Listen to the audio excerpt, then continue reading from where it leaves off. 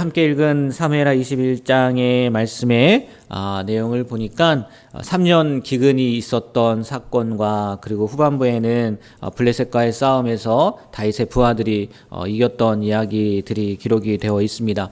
이 두 이야기인데 시대적으로는 좀 시기적으로는 좀 달랐던 것 같아요. 뒤에 블레셋과의 싸움 이야기는 오늘 말씀을 나누지 않을 건데 앞에 이 기근에 대해 있는 부분만 이야기를 나눌 건데 보통 이 3년 기근 오늘 말씀에 나오지 않습니까? 3년 기근에 대한 사건을 언제 있었는지는 정확하게 알진 못하겠지만 대체적으로 많은 학자들이 이야기하는 것은 다윗이 이스라엘을 통일한 지 얼마 지나지 않았을 때 일어나지 않았을까라고 추측을 해요. 근데 뒤에 그 블레셋과의 싸움에서 보면은 다윗이 나이 먹었다, 늙었다 뭐 이런 얘기 나오지 않습니까? 그러니까 한 장에 있음에도 불구하고 시기적으로는 좀 다른 시기인 것 같아요.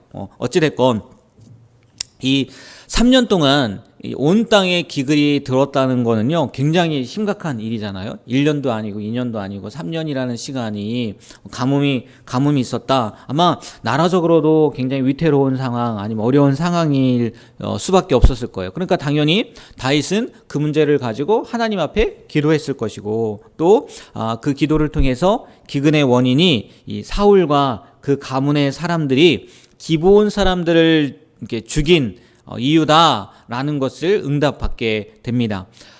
기억하실지 모르겠는데 이 기브온 사람들이 어떤 사람들이라면 여호수아가 가나안 정복 전쟁을 하려고 할 때 속였잖아요. 멀리서 온 사람들처럼 속이고 우리는 멀리서 왔으니까 우리랑 언약을 맺어주세요 해서 여호수아가 하나님 앞에 묻지도 않고 언약을 맺었다가 알고 보니까 내내 가나안 족속이었잖아요.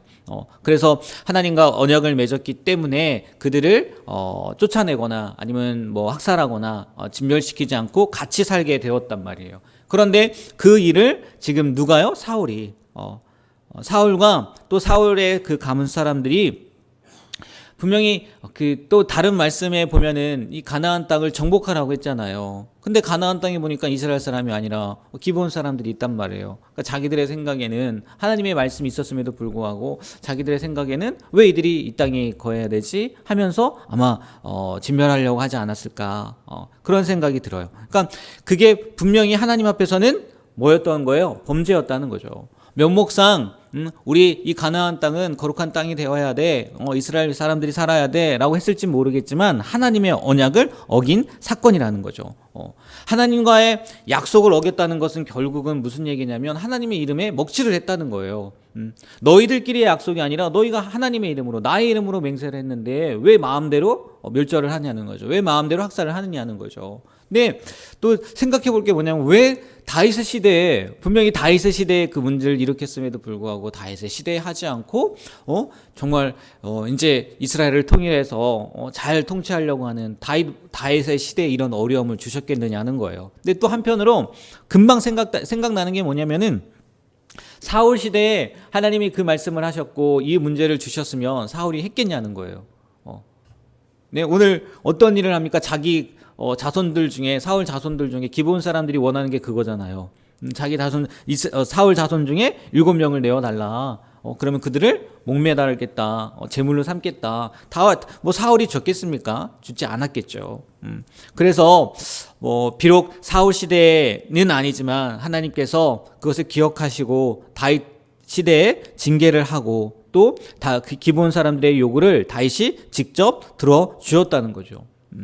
이 말씀을 통해서요 우리가 생각해 볼 수 있는 게 굉장히 많더라고요. 첫 번째는 이거 아니겠습니까? 사울의 어리석음을 본받으면 안 된다는 거죠. 자기의 욕심 때문에 아니면 자기의 치적 이런 것 때문에 하나님과의 약속, 하나님과의 언약을 함부로 여기면 안 된다라는 것을 우리가 깨달을 수 있을 거고요. 또 하나는 하나님은요 결코 잊지 않으신다는 거예요. 사람들의 억울함을 그냥 모른 척하지 않는다는 거죠. 틀림없이 하나님께서 그 억울함을 갚아주신다는 거죠. 그리고 그 죄의 문제에 있어서만큼은 하나님께서 반드시 무엇을 치르게 하신다는 거예요? 대가를 치르게 하신다는 거죠. 용서는 하시되 죄의 대가는 틀림없이 있단 말이에요. 지금 사울의 이 사건을 통해서, 아니 3년 기근 사건을 통해서 우리가 이런 것들을 생각해 볼 수 있다는 거죠.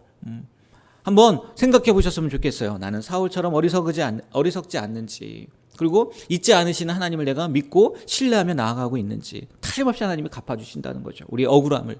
그리고 마지막 세 번째로는 내가 정말 하나님 앞에 범죄함으로 말미암아 그것으로 오는 그 대가에 대해서 두려워하지 않고 마음껏 뭐 지금 없으니까, 지금 그러한 일들이 당장 일어나지 않으니까 범죄하는 일에 앞장서고 있지는 않은지, 이 모습을 통해서 우리의 삶을 한번 살펴보면 좋을 것 같아요. 근데 또 하나 재미있는 게 뭐냐면요, 그들이 얘기한 게 뭐냐면, 사울의 자손 7을 주면 이게 해결이 될 거다라고 이야기를 하고, 다윗도 그것이 맞다고 하고 바쳤단 말이에요. 죽었단 말이에요. 죽였다고요. 제물로 드렸단 말이에요. 근데 바로 비가 옵니까? 비가 오지 않습니까? 바로 비가 안 오더라고요. 분명히 그들이 원하는 대로 하고, 이게 하나님의 뜻이겠거니 하고 그렇게 했음에도 불구하고 죽였으면, 매달았으면 바로 비가 와야 되는 거잖아요. 물론 뭐 그 자손들이 얼마나 매달려 있는지 뭐 시기적으로 10절에 보면은 뭐 그 리스바가 이렇게 한 얘기가 나오는데, 또 이해할 수 없는 게 보면 나중에 다윗이 사울과 요나단의 뼈를 거두어 오고, 또 뭐라고 얘기하냐면 그 자손들, 그 자녀들의 뼈를 같이 거두어서 장사 지냈다라는 말이 있어서 도대체 이게 뭐가 맞는 건지는 모르겠더라고요. 한번 10절 한번 보십시오. 9절 마지막 부분에 보면 9절 마지막입니다. 7사람이 동시에 죽으니 죽은 때는 곡식 빼는 첫날, 곧 보리를 베기 시작하는 때더라라고 표현되어 있고, 10절도 보면요, 아야의 딸 리스바가 굵은 배를 가져다가 자기를 위하여 바위 위에 펴고 곡식 빼기 시작할 때부터 하늘에서 비가 시체에 쏟아지기까지, 그죠? 어느 시기인지는 모르겠는데 하늘에서 비가 떨어질 때까지 그 시체들을 보호했다는 거예요. 근데 또 한편으로 보면 12절 말씀을 보면 13절이죠. 다윗이 그곳에서 사울의 뼈와 그의 아들 요나단의 뼈를 가지고 올라오매, 그 뒤에 뭐라고 나와 있냐면, 사람들이 그 달려 죽은 자들의 뼈를 거두어다가, 이해가 되시죠? 이게 짧은 기간이 아닐 수도 있겠다라는 생각이 들어요. 그렇지 않습니까? 달려 죽은 자들의 뼈를 거두었다는 거예요. 시체가 아니라 뼈를 거두었다고 표현을 하고 있다는 거죠. 그러니까 어찌됐건 이 기간이요, 짧은 기간이 아니었을 것 같아요. 근데 제물로 바쳤음에도 불구하고 하나님께서 지금 다윗이 그 리스바가 한 행위를 감명을 받아가지고 사울과 요나단 그리고 그 7명의 뼈를 거두어다가 장례를 치르고 나서야 뭐가 내린 거예요? 비가 내린 거예요. 제물로 드렸을 때 비가 내린 게 아니라 한참의 시간이 지난 다음에, 그리고 다윗이 그 리스바가 그들의 어머니 리스바가 한 행위에 감동을 받고 장례를 치르고 나니까 비가 왔다는 거예요. 왜 그랬겠냐는 거예요, 하나님께서. 왜? 그렇지 않습니까? 분명히 사울의 문제다. 그래서 기브온 사람들에게 얘기했더니 7명을 메워줬단 말이에요. 그럼에도 불구하고 바로 비가 오지 않고 나중에 어느 정도의 시간이 지난 다음에 다윗이 장례를 치르고 나서야 비가 왔다는 거예요. 많은 것들을, 또 이걸 통해서도요, 많은 것들을 생각해 볼 수 있지 않겠습니까? 사람들이요, 리스바가 하고 있는 일들을요, 보았을까요? 보지 못했을까요? 당연히 보았어요. 그러니까 다윗에게도 들려지고 다윗이 그것에 감동을 받아가지고 장례를 치러줬단 말이에요. 그러면 그 모습을 보고 사람들은 도대체 무슨 생각을 했겠냐는 거예요. 그래, 거봐, 하나님 앞에 범죄하면 저렇게 살 수밖에 없는 거야. 얼마나 비참해. 엄마가 새들이 그 자기 자녀들의 시체에 앉지 못하게 하기 위해서 날마다 집에 들어가지도 않고요, 거기서 늘 살펴본단 말이에요. 그리고 이스라엘 백성들이 야, 그래, 죄의 결과가 저거야, 이런 생각을 하게 하려고 하나님께서 그렇게 내버려 두셨을까요? 저는 아닐 것 같아요. 그 모습을 보면서 누구를 바라보게 했을까요? 그 리스바요? 사울의 집안을 바라보라고요? 아니요. 누구요? 예, 자기들 바라보라고. 자기들은요, 죄가 없을 거라고 생각할 거예요. 자기들은 그러한 일을 당하지 않았을 거라고 생각할 거란 말이에요. 그러나 하나님은요, 우리가요, 그들과 똑같은 죄인이라는 것을 알길 원하신다는 거죠. 신약시대에 오면은요, 되게 특이한 말씀이 하나 나오는데, 그 당시에 있었던 일이라고 하는데, 실로암 망대가 무너져서 사람들이 막 죽지 않습니까? 근데 그 사람들이 뭐라고 묻냐면, 예수님, 저게요, 그들의 죄 때문에 그런 겁니까? 그러니까 저 사람들 죄져가지고 그러한 억울한 일을, 억울하다는 표현은 그렇지만 그런 황당한 일을 겪은 겁니까? 라고 물어요. 그때 예수님께서 맞다라고 하십니까? 아니요, 그렇지 않다고 해요. 그렇지 않다고요. 그리고 뭐라고 말씀하시냐면, 너희도 회개하지 않으면, 그 문제를 죄의 문제를 해결하지 않으면, 다 똑같이 망할 거다. 누구를 돌아보게 하세요? 그들의 죄를 돌아보게 하는 게 아니라, 묻는 사람들의 죄를 돌아보게 하신단 말이에요. 하나님이요, 이 사건을 통해서 그 당시에 이스라엘 사람들에게 보여주시는 거죠. 말씀하시는 거죠. 그들에게만 죄가 있는 줄 알아? 아니야. 너희들에게도 죄가 있어.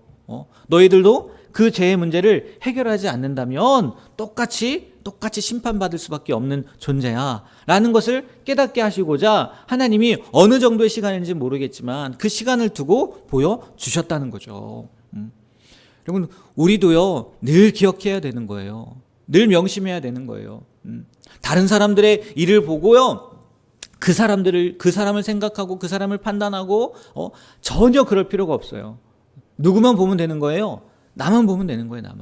나는 과연 하나님 앞에 정직한 모습으로 살고 있는지, 나는 하나님 앞에 거룩한 모습으로 살고 있는지, 나는 하나님 보시기에 정말 아름다운 모습으로 살고 있는지, 그것을 늘 기억하며 살게 되는 우리가 되길 주님의 이름으로 부탁드립니다.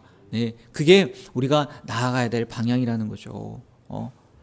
우리가 성도로서요, 거룩한 자로 세워지는 것은요, 다른 사람을 비판하는 것으로, 다른 사람을 판단하는 것으로 세워지는 것이 아니라 우리의 모습들을 하나하나 살펴봄으로, 어제 수요 저녁 예배 때도 말씀을 드렸지만 우리의 육체, 정욕, 탐심을요, 날마다 어디에 못 박는 삶을 살아야 되는 거예요? 십자가에 못 박는 삶을 살아가야 되는 거예요.